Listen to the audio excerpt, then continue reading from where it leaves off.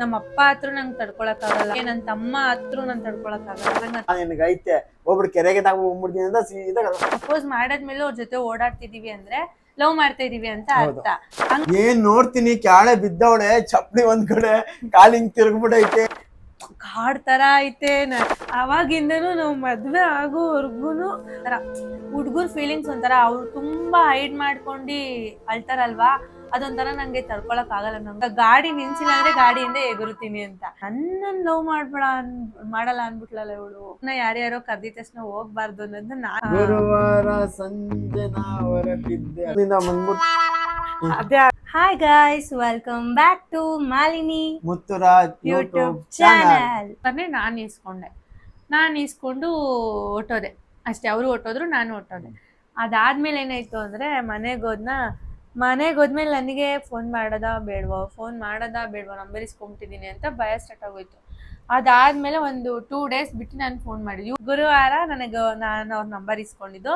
ಅದಾದ್ಮೇಲೆ ನಾನು ಶುಕ್ರವಾರನೂ ಫೋನ್ ಮಾಡ್ಲಿಲ್ಲ, ಶನಿವಾರನೂ ಫೋನ್ ಮಾಡ್ಲಿಲ್ಲ, ಮೀಟು ಆಗ್ಲಿಲ್ಲ. ನನಗೆ ಅವರು ಸಿಗ್ಲಿಲ್ಲ, ಅವ್ರಿಗೆ ನಾನು ಸಿಗ್ಲಿಲ್ಲ. ನಾವು ಜಾಸ್ತಿ ಅಂದ್ರೆ ನೋಡ್ತಾನೂ ಇರ್ಲಿಲ್ಲ ಗೈಸ್. ಒಂದೇ ಏರಿಯಾದಲ್ಲಿ ಇದ್ರು ನೋಡ್ತಾ ಇರ್ಲಿಲ್ಲ. ಆ ಡೇಟ್ ಎಂಡ್ ಇವ್ರು, ಈ ಡೇಟ್ ಎಂಡ್ ನಾನು, ಆ ಡೇಟ್ ಎಂಡ್ ಅಲ್ಲಿ ಇವ್ರ ಅಂಗಡಿ, ಈ ಡೇಟ್ ಎಂಡ್ ಅಲ್ಲಿ ನಮ್ಮ ಮನೆ ಇತ್ತು. ಹೋಗ್ತಾ ಬರ್ತಾ ಅದೇ ರೋಡಲ್ಲಿ ಹೋದ್ರು ನಾವು ಡೈಲಿ ನೋಡ್ತಾ ಇರ್ಲಿಲ್ಲ, ರೇರ್ ಆಗಿ ನಾವು ನೋಡ್ತಾ ಇದ್ದಿದ್ದು. ನೋಡುವಾಗ ಅಷ್ಟೇ ಮಾತಾಡ್ಸಕ್ ಇವರು ಟ್ರೈ ಮಾಡೋರು ಅಷ್ಟೇ. ಅದಾದ್ಮೇಲೆ ಹಿಂಗೆ ನಂಬರ್ ಎಕ್ಸ್ಚೇಂಜ್ ಆಯ್ತು. ನಾನು ಬಂದು ಅವರಿಗೆ ಸ್ಯಾಟರ್ಡೆ ಫೋನ್ ಮಾಡಿದೆ, ಒಂದಿನ ಬಿಟ್ಟು ಫೋನ್ ಮಾಡಿದ್ದೆ. ಅದಾದ್ಮೇಲೆ ಅದ ಇವಳು ಫೋನ್ ಮಾಡಿದಾಗ ಅದಕ್ಕೆ ಕಾಲರ್ ಟ್ಯೂನ್ ಯಾವ್ದು ಹೇಳು? ಗುರುವಾರ ಅಪ್ಪು ಸರ್ ಗುರುವಾರ ಗುರುವಾರ ಮೀಟ್ ಆಗ್ಬಿಟ್ಟು ನಂಬರ್ ಕೊಟ್ಟವ್ರೆ ಅಂತ ಅದನ್ನ ಕಾಲರ್ ನಂಬರ್ ಕೊಟ್ಟ ತಕ್ಷಣ ಮಾಡಿದ ಕೆಲಸನೇ ಅದು ಅನ್ಸುತ್ತೆ, ಇರ್ಬೇಕು ಮೋಸ್ಟ್ಲಿ. ಕಾಯ್ತಾ ಇದ್ರು ಅನ್ಸುತ್ತೆ, ನಾನು ಫೋನ್ ಮಾಡ್ತೀನಿ, ನೈಟ್ ಅಲ್ಲೇ ಫೋನ್ ನನ್ಗೆ ಗೊತ್ತಿತ್ತು. ಅದನ್ನೇ ನಾನು ಸ್ಟೋರಿ ಹೇಳ್ತೀನಿ. ಅದಕ್ಕೆ ಅದನ್ನ ಹುಡುಕಿ ಅದನ್ನ ಕಾಲರ್ ಟ್ಯೂನ್ ಹಾಕೊಂಡು ತಿರ್ಗಾ ಶುಕ್ರವಾರ ನನಗೆ ಮಾಮೂಲಿ ರಜೆ ಇರುತ್ತೆ.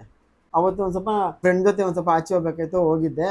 ಅವ್ರು ನಾನು ಹೇಳಿದ್ದೆ ಈ ಥರ ಒಬ್ರು ಅಂದರೆ ಅವ್ರು ನನಗೆ ಒಂದು ಸ್ವಲ್ಪ ಕ್ಲೋಸ್ ಆಗಿದೆ, ಮಾಮೂಲಿ ಹುಡುಗರನ್ನ ಶೇರ್ ಮಾಡ್ಕೋತೀವಲ್ಲ, ಈ ಥರ ಅವ್ರಿಗೆ ನಂಬರ್ ಕೊಟ್ಟಿದ್ದೀನಿ.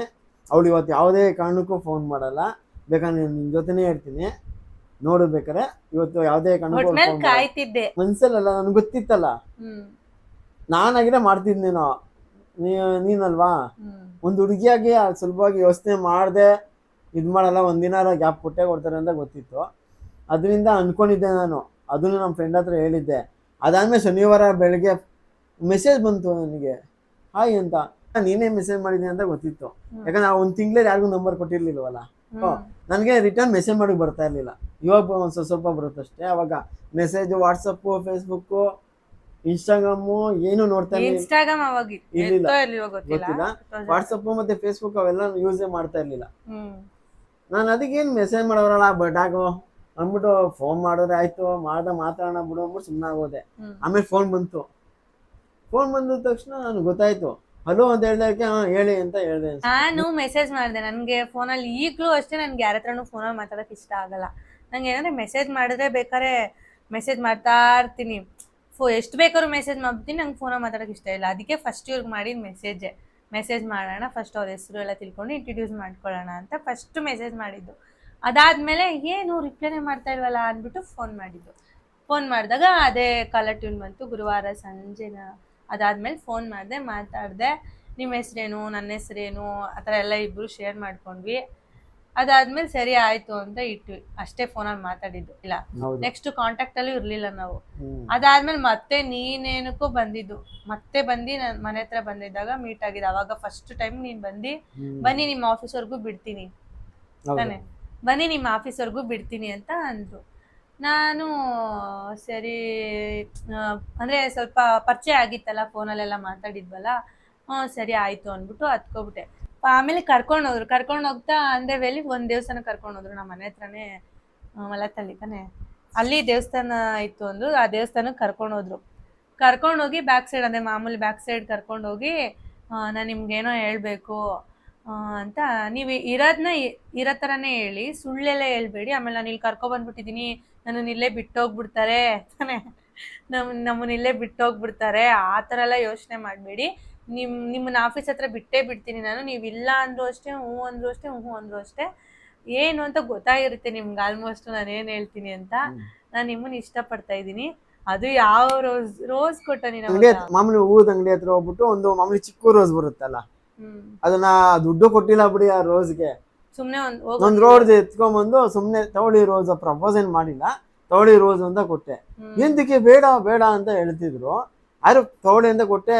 ಮಾಮೂಲಿ ದೇವಸ್ಥಾನದಿಂದ ಬಂದ್ಬಿಟ್ಟು ಅದೇ ಆ ರೋಸ್ ನೆನ್ಸ್ಕೊಂಡ್ರೆ ನನಗೆ ಓದ್ತಾಯಿತ್ತು.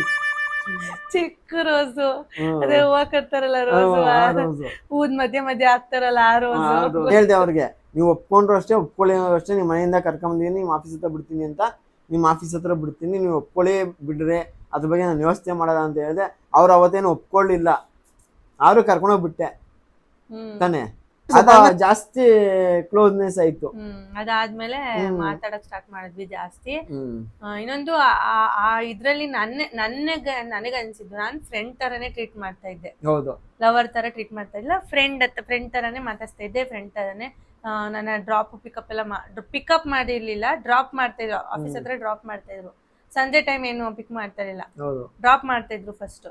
ಸರಿ, ಹಂಗೆ ಅದು ತುಂಬಾ ಅಂದ್ರೆ ಹೆಂಗಂದ್ರೆ ನಮ್ದೇನೋ ರೆಗ್ಯುಲರ್ ಆಗಿ ಮೀಟ್ ಆಯ್ತಾ ಇರ್ಲಿಲ್ಲ. ನಾವ್ ಅವಾಗ್ಲೂ ಅಷ್ಟೇ, ನೀನ್ ಪ್ರಪೋಸ್ ಮಾಡಿದ್ಮೇಲೂ ಅಷ್ಟೇ ಗ್ಯಾಪ್ ಇಟ್ಟಿ ಮೀಟ್ ಆಗ್ತಿದ್ದೆ. ಯಾಕಂದ್ರೆ ಇವ್ರಿಗೂ ಕೆಲ್ಸ ಇತ್ತು, ಮಂಗಳವಾರ ರಜಾ ಇರುತ್ತಲ್ಲ, ಆ ಟೈಮಲ್ಲಿ ಇವ್ರು ನಂಗೆ ಸಿಗ್ತಾ ಇದ್ದಿಲ್ಲ. ಇನ್ನೊಂದ್ ದಿವಸ ಮೀಟ್ ಆದ್ವಿ ಗೈಸ್. ಮೀಟ್ ಆಗಿ ಅಶೋಕ್ ಕಟ್ಟೆ ಹತ್ರ ಪ್ರಪೋಸ್ ಮಾಡಿದ್ರು ಇವ್ರು ನನಗೆ. ಅದು ನಂಗೆ ಒಂಥರ ಇಷ್ಟ ಆಯ್ತು. ಒಂಥರ ಹೆಂಗೆ ಅಂದ್ರೆ, ಇವರು ಫಸ್ಟ್ ಪ್ರಪೋಸ್ ಮಾಡಿದ್ದು ದೇವಸ್ಥಾನ ಹತ್ರ, ಕೃಷ್ಣನ ದೇವಸ್ಥಾನ ಹತ್ರ. ನೆಕ್ಸ್ಟ್ ಪ್ರಪೋಸ್ ಮಾಡಿದ್ದು ಅಶೋಕ್ ಕಟ್ಟೆ ಹತ್ರ. ಅದೊಂಥರ ಮಾಡಿದ್ದು ಒಂಥರ ನನ್ಗೆ ಹೆಂಗ ಅನ್ಸ್ತು, ಒಂಥರ ಏನೋ ಒಂಥರ ಖುಷಿ ಆಗ್ತಾ ಇತ್ತು. ಅಂದ್ರೆ ಹುಡ್ಗ ನೋಡಪ್ಪ ಎಷ್ಟು ಡೀಸೆಂಟ್ ಆಗಿ ದೇವಸ್ಥಾನಗಳಿಗೆ ಹೋಗಿ ಆತರ ಪ್ರಪೋಸ್ ಮಾಡ್ತಿದ್ದಾನೆ ಅಂತ ಆತರ ಅನ್ಸ್ತು. ಅದಾದ್ಮೇಲೆ ಏನಾಯ್ತು, ನನಗೆ ಅದಾದ್ಮೇಲೆ ನೈಟ್ ಒಂದ್ಸಲ ನಾನು ನಿಮ್ಮನ್ನ ಕರ್ಕೊಂಡು ಹೋಗಿ ಬರ್ತೀನಿ ಅಂತ ಅಂದ್ರು. ಅವಾಗ ನಾನಂದೆ ಸರಿ ಆಯ್ತು ಸಿಗೋಣ ಅಂತ ಅಂದೆ. ಅವತ್ತೇನಾಯ್ತು, ನನಗೆ ಯಾಕೋ ಅನ್ಸ್ತು, ಸುಮ್ನೆ ಇವಾಗ ಆ ಹುಡ್ಗ ಪ್ರಪೋಸ್ ಮಾಡ್ತಿದ್ದಾನೆ, ನಾನ್ ಸುಮ್ನೆ ಇವಾಗ ಹೂನು ಅಂತ ಇಲ್ಲ ಹೂನು ಅಂತ ಇಲ್ಲ, ಇವಾಗ ಜೊತೆಗೆ ಇವಾಗ ಪ್ರಪೋಸ್ ಮಾಡಾದ್ಮೇಲೆ ಅವ್ರ ಜೊತೆ ಓಡಾಡ್ತಿದೀವಿ ಅಂದ್ರೆ ಲವ್ ಮಾಡ್ತಾ ಇದೀವಿ ಅಂತ ಅರ್ಥ. ಹಂಗ ಅನ್ಕೋತಾರೆ ಅಂತ ಅಂದ್ಬಿಟ್ಟು ನಾನೇನ್ ಮಾಡ್ದೆ, ನಾನು ನಿಮ್ಮ ಹತ್ರ ಏನೋ ಮಾತಾಡ್ಬೇಕು, ನಾನು ಲವ್ ಎಲ್ಲ ಮಾಡಲ್ಲ, ನಾನು ಲವ್ ಮಾಡ್ತಿಲ್ಲ, ನಂಗೆ ಇಷ್ಟ ಇಲ್ಲ ಲವ್ ಮಾಡೋದಿಕ್ಕೆ ಅಂತ ಅಂದೆ. ಅಂದ್ಬಿಟ್ಟು ನಾನು ಲವ್ ಮಾಡಬೇಡಿ ಅಂತ ಅಂದೆ. ಅವತ್ತೆಲ್ಲ ಪಾಪ ಹುಡುಗೋ ಎಮೋಷನ್ ಆಗಿ ಸರಿ ಆಯ್ತು ಅಂದ್ಬಿಟ್ಟು, ಸರಿ ಆಯ್ತು ನಿಮ್ಮಷ್ಟಕ್ಕೆ ನೀವಿರಿ, ನನ್ನಷ್ಟಕ್ಕೆ ನಾನು ಇರ್ತೀನಿ, ಹೊಟ್ಟೋದ್ರು, ಮನೆಗೆ ಹೊಟ್ಟೋದ್ವಿ. ಅದಾದ್ಮೇಲೆ ನೀನು ಅವತ್ತು ಹಂಗಾಗೋಯ್ತು. ಇದ್ದಕ್ಕಿದ್ದಂಗೆ ಪ್ರಪೋಸ್ ಮಾಡಿದ್ದೀನಿ, ಒಪ್ಕೊಳ್ಳಿಲ್ಲ. ಓಕೆ, 2 ದಿನ 3 ದಿನ ಕರೆಕ್ಟ್ ಒಂದು 15 ದಿನ ಜೊತೆಲೆ ಓಡಾಡ್ಬಿಡೋರು. ಇವಾಗ ಲವ್ 15 ದಿನ ಆಗಿಲ್ಲ, ಒಂದ್ ವಾರ ಏನೋ ಅಷ್ಟೇ ಮಾತಾಡ್ಸ್ಕೊಂಡು ಚೆನ್ನಾಗಿದ್ದು. ಒಂದ್ ವಾರ ಮಾಮೂಲಿ. ಅದೆಲ್ಲ ಆದ್ಮೇಲೆ ಇದ್ದಕ್ಕಿದ್ದಂಗೆ ಒಂದಿನ ಮಾಮೂಲಿ ಈ ತರ ನಾನು ಲವ್ ಮಾಡ್ತಲ್ಲ, ಮಾಮೂಲಿ ಫ್ರೆಂಡ್ ತರ ಇರೋಣ ಅಂತ ಹೇಳ್ಬಿಟ್ಲಲ್ಲ, ನಾನು ಅವಾಗ ಎಮೋಷನಲ್ ನಂಗೆ ಏನನ್ಸ್ತು ಅಂದ್ರೆ, ನಾನು ಇವ್ರಿಗೆ ಹೇಳಿದ್ದೆ ನನ್ ಲವ್ ಎಲ್ಲ ಮಾಡಲ್ಲ, ನನ್ ಫ್ರೆಂಡ್ ಆಗಿರೋಣ ಅಂತ ಹೇಳಿದ್ದೆ. ಆದ್ರೂ ಇವರು ನಡ್ಕೊಂತಿದ್ದ ರೀತಿ, ಪ್ರಪೋಸ್ ಮಾಡ್ತಿದ್ದೆಲ್ಲ ನನಗೆ ಬೇಜಾರಾಗ್ತಿತ್ತು. ಸುಮ್ನೆ ಏನಕ್ಕೆ ಒಂದ್ ಹುಡ್ಗನ್ ಭವಿಷ್ಯ ಹಾಳು ಮಾಡ್ಬೇಕು, ಇಷ್ಟ ಇದ್ರೆ ಕಂಟಿನ್ಯೂ ಮಾಡಿ ಮಾತಾಡ್ಸೋದ್ರಲ್ಲಿ ಒಂದ್ ಅರ್ಥ ಐತೆ, ಸುಮ್ನೆ ಲವ್ ಮಾಡಿ ಬೇಡ ಅಂತ ನಂಗೆ ಅನಿಸ್ತು. ಅದಕ್ಕೆ ನಾನು ಹೇಳ್ಬಿಟ್ಟೆ, ನಂಗೆ ಆ ಥರ ಇಷ್ಟ ಇಲ್ಲ, ನಾನು ಲವ್ ಮಾಡಲ್ಲ, ನಿಮ್ಮ ಪಾಡಿಗೆ ನೀವಿರಿ, ನಾನು ಫ್ರೆಂಡ್ಲಿ ಆಗ್ಬೇಕಾದ್ರೆ ನಿಮ್ಮನ್ನು ಮಾತಾಡ್ಸ್ಕೊಂಡಿರ್ತೀನಿ, ಹಿಂಗೆ ಮಾತಾಡ್ಸ್ತೀನಿ, ಬೇಕಾದ್ರೆ ನಾನು ಲವ್ ಎಲ್ಲ ಮಾಡಲ್ಲ ಅಂತ ಹೇಳಿದೆ ಅಷ್ಟೇ. ಆ ಥರ ಹೇಳಿದ್ಮೇಲೆ ನನಗೆ ಇದಕ್ಕೆ ಅವತ್ತು ಎಮೋಷನಲ್ ಆಗ್ಬಿಟ್ಟು ನನ್ನ ಪಾಡಿಗೆ ಮನೆಗೆ ಬಂದ್ಬಿಟ್ಟೆ. ಸೀದಾ ಮನೆ ಹತ್ರ ಬಂದು ಒಂದು ದಮ್ ಹಚ್ಕೊಂಡು ಯೋಚನೆ ಮಾಡ್ತಾ ಇದ್ದೆ. ನನಗೊಂದು ಸ್ವಲ್ಪ ಈಗೋ ಜಾಸ್ತಿ, ಇವಾಗಿಲ್ಲ. ಅವಾಗ ಎಷ್ಟು 21 ವರ್ಷ ಅನ್ಸುತ್ತೆ, 19 ವರ್ಷ 19 ವರ್ಷ ಹುಡುಗ ಅನ್ಸುತ್ತೆ. ನನಗೆ ಈಗೋ ಜಾಸ್ತಿ ಇತ್ತು. ದಮ್ ಹೊಡಿತಾ ಇದ್ದೀನಿ, ಇವಳು ನನಗೇನೆ ಬೇಡ ಅಂದ್ಬಿಟ್ಲ, ಇವಳು ಮಾಡೋಣ ನಾಳೆ ಬೆಳಗ್ಗೆ ಅಂದ್ಬಿಟ್ಟು ಪ್ಲ್ಯಾನ್ ಮಾಡಿಬಿಟ್ಟು ಮಲ್ಕೊಂಡೆ ಮಾಮೂಲಿ.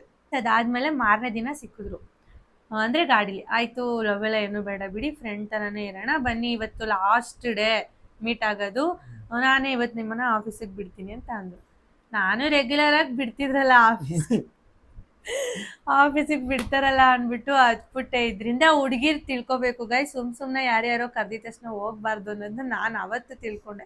ನನ್ನ ಲೈಫಲ್ಲೂ ಯಾರ ಗಾಡಿನೂ ಹತ್ತುತ್ತಾ ಇರಲಿಲ್ಲ. ಆ ಥರ ಎಲ್ಲ ಗೊತ್ತಿಲ್ಲದೆ ಇರೋರ ಗಾಡಿ ನಾನು ಹತ್ತಿದವಳೆ ಅಲ್ಲ, ಇವ್ರ ಗಾಡಿನೇ ನಾನು ಹೇಳ್ಬೇಕು ಅಂದರೆ ಹತ್ತಿರೋದು. ಅಂದರೆ ಆ ಒಂದು ತಿಂಗಳು ನಾನು ಕಂಫರ್ಟ್ ಝೋನಲ್ಲಿ ಇದ್ಲಲ್ಲ, ಅದಕ್ಕೆ ಹತ್ತೋದು ಅಷ್ಟೇ.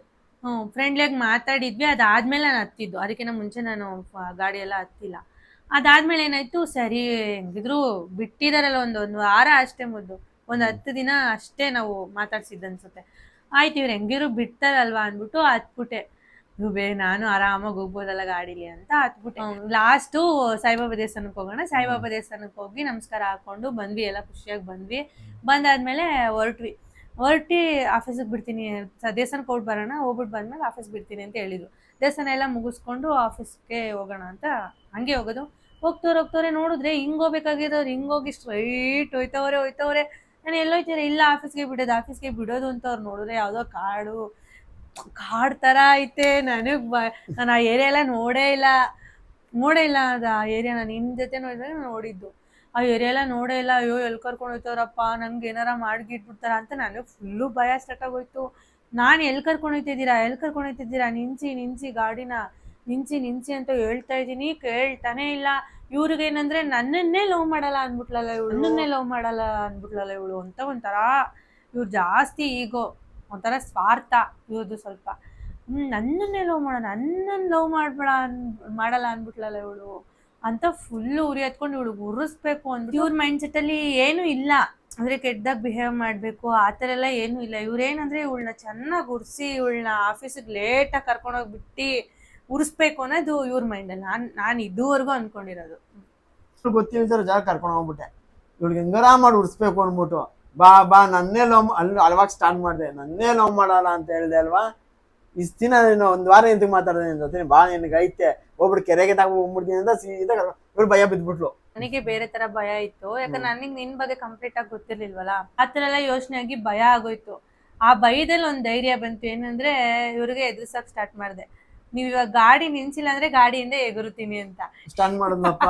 ನಿನಗೇನ್ ಅನ್ಸ್ತು ಅವಾಗ? ನಾನು ಇವಳೆಲ್ಲ ಎಗರುತ್ತಾಳೆ, ಈ ಮೂದೇವಿ ಎಗರಲ್ಲ ಅನ್ಬಿಟ್ಟು ನಾನು ಏನ್ ಮಾಡ್ದೆ, ಫಾಸ್ಟ್ ಆಗಿ ಹೋಗ್ತಾ ಇದ್ದೆ. ಇವಳು ಸಡನ್ ಆಗಿ ಎಗರುತ್ತೀನಿ ಅಂತಾನೆ ಇದ್ಲು. ನಾನು ಇವ್ರು ಏನ್ ಅನ್ಕೊಂಡ್ಬಿಟ್ಟವ್ರೆ, ಇವಳು ದೊಡ್ಡ ಕಾಗೆ. ಅವಾಗ ಇವ್ರು ಜಾಸ್ತಿ ಅದನ್ನ ವರ್ಡ್ ಯೂಸ್ ಕಾಗೆ ಅಂತ ಇದ್ರು.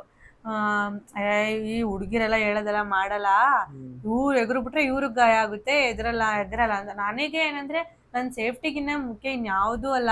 ನಂಗೆ ತುಂಬಾ ಭಯ ನಮ್ಮ ಅಪ್ಪನ್ ಕಂಡ್ರೆ. ಫಸ್ಟ್ ನಾನು ಇಲ್ಲಿಂದ ತಪ್ಪಿಸ್ಕೋಬೇಕು ಹೆಂಗಾದ್ರೂ ಮಾಡಿ ಅನ್ನೋ ತರ ನಾನು ಏನ್ ಮಾಡ್ದೆ, ಎಗರು ಬಿಟ್ಲು. ನನ್ಗೆ ಅವಾಗ ಏನಾಯ್ತು, ಇವ್ರು ಅದೇ ಟೈಮ್ ನಾನು ಯಾವಾಗ ಹಿಂಗ್ ಎತ್ತಿ ಕಾಲ್ ಹಿಂಗಿಟ್ನು ಇವ್ರು ಭಯ ಸೆಟ್ ಆಗಿತ್ತು, ಸ್ವಲ್ಪ ಸ್ಲೋ ಮಾಡ್ಬಿಟ್ರಿ ಇವ್ರು. ಎಗ್ರಿದ ತಕ್ಷಣ ಫುಲ್ ಹಿಂಗ್ ತರ್ಚಿಂಗ್ ಬಿದೋದೆ ನಾನು. ಅದು ನಾನು ಹೇಳ್ತೀನಿ, ಅದೇ ಕಾಮಿಡಿ. ಏನ್ ಧೈರ್ಯ ಮಾಡಿ ಏನ್ ಎಗರು ಬಿಟ್ಲು, ನಾನೇ ಲಡಕ್ ದಾಸ್ ಅನ್ನೋ ತರ. ಏನ್ ನೋಡ್ತೀನಿ, ಕ್ಯಾಳೆ ಬಿದ್ದವಳೆ, ಚಪ್ಪಲಿ ಒಂದ್ ಕಡೆ, ಕಾಲ್ ಹಿಂಗ್ ತಿರ್ಗ್ಬಿಟ್ಟೈತೆ, ಕೈಯೆಲ್ಲ ಕರ್ಚೋಗ್ಬಿಟ್ಟೈತೆ. ನನ್ಗೆ ಭಯ ಆಗೋಯ್ತು. ಹೋಗ್ಬಿಟ್ಲು ಅನ್ಕೊಂಡು, ಅದು ಏನ್ ಹಿಂಗೆ ಸತ್ಕಿತ್ ಹೋಗ್ಬಿಟ್ಲಾ ಅಂತ ಹೋಗಿ ನೋಡ್ತೀನಿ, ಈ ಕೈ ಕಾಲೆಲ್ಲ ಉಜ್ಜೋಗ್ಬಿಡೈತೆ. ಅದಾದ್ಮೇಲೆ ಗಾಯ್ಸ್ ಏನಾಯ್ತು, ಹಂಗೆ ನಾನು ಎಗರು ಬಿಟ್ಟೆ.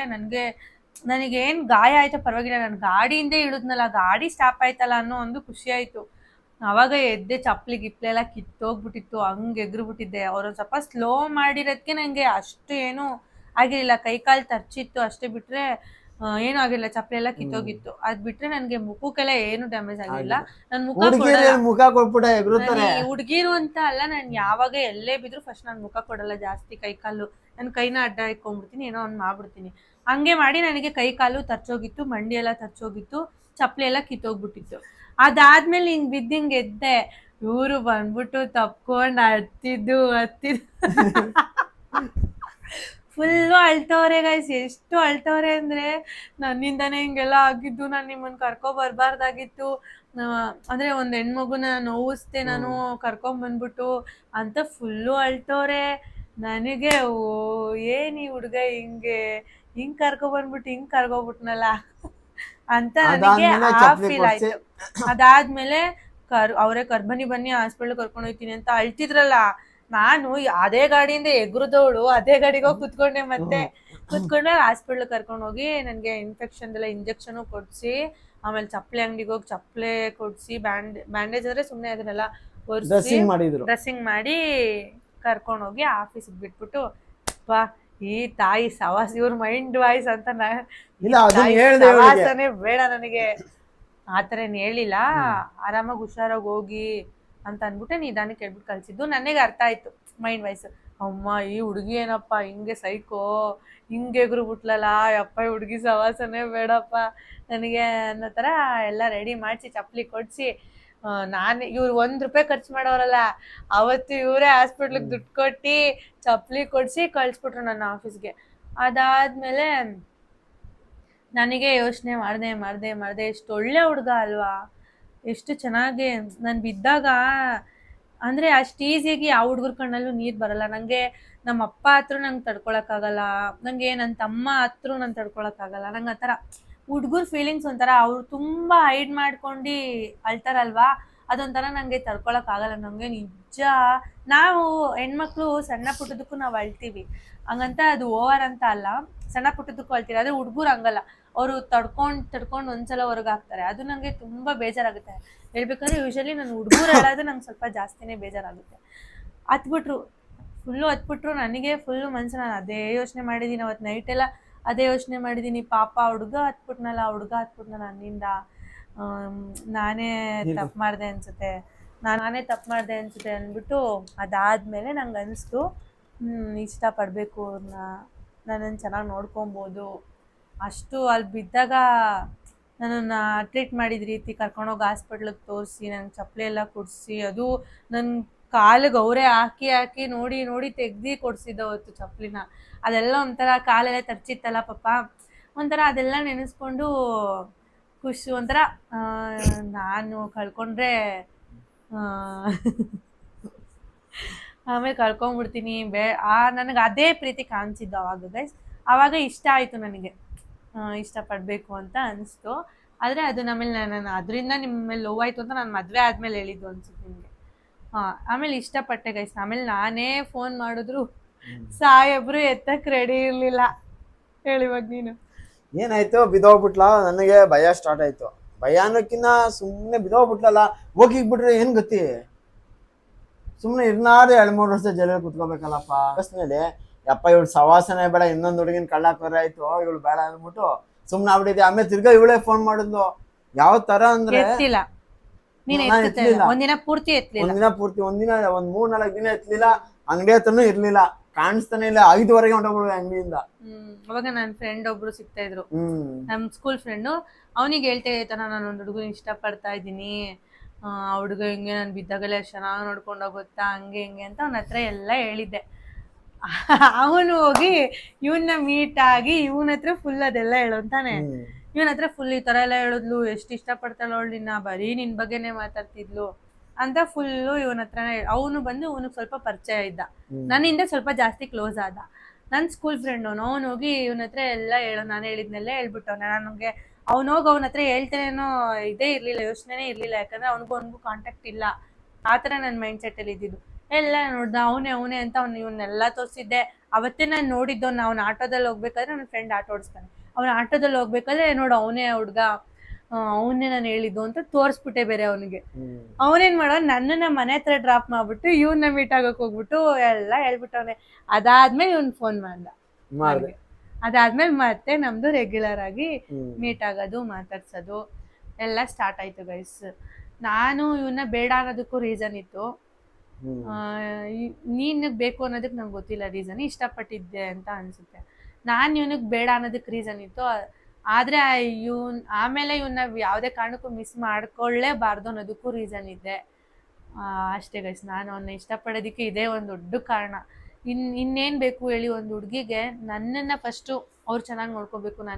ನನ್ನನ್ನ ಎಷ್ಟು ಚೆನ್ನಾಗಿ ಅವ್ನು ಪ್ರೀತಿಸೋನೆ ಅಂದ್ರೆ ಇವಾಗೂ ಪ್ರೀತಿಸ್ತಾ ಇದ್ದೀನಿ. ಅದೇ ಅವಾಗ ನೀನ್ ಪ್ರೀತಿಸಿದ್ದು ಅದು ಏನ್ ಗೊತ್ತಾ, ಮದ್ವೆ ಆದ್ಮೇಲೆ ಇವಾಗ ಏನಂದ್ರೆ, ಇವಾಗ ಒಬ್ಬ ತಂದೆಗೆ ಮಕ್ಳು ಹೆಂಗೋ, ಮದ್ವೆ ಆದ್ಮೇಲೆ ಎಂತಿಗೆ ಗಂಡನೂ ಹಂಗೆ, ಅವ್ರ ತಂದೆ ಸ್ನಾನನ ಅವ್ರು ತುಂಬ್ತಿರ್ತಾರೆ, ಅವ್ರು ನೋಡ್ಕೋತಾರೆ. ಆ ತರ ನೀನು ಅವಾಗೂ ಚೆನ್ನಾಗಿ ನೋಡ್ಕೊಂಡಿದ್ಯಾ ನನ್ನನ್ನ. ಹೆಂಗಂದ್ರೆ ನಾನು ಯಾವಾಗ ಇವನ್ನ ನಾನು ಇಷ್ಟಪಡ್ತಾ ಇದ್ದೀನಿ ಅಂತ ಹೇಳಿದ್ನೋ ಅವಾಗಿಂದನೂ ನಾವು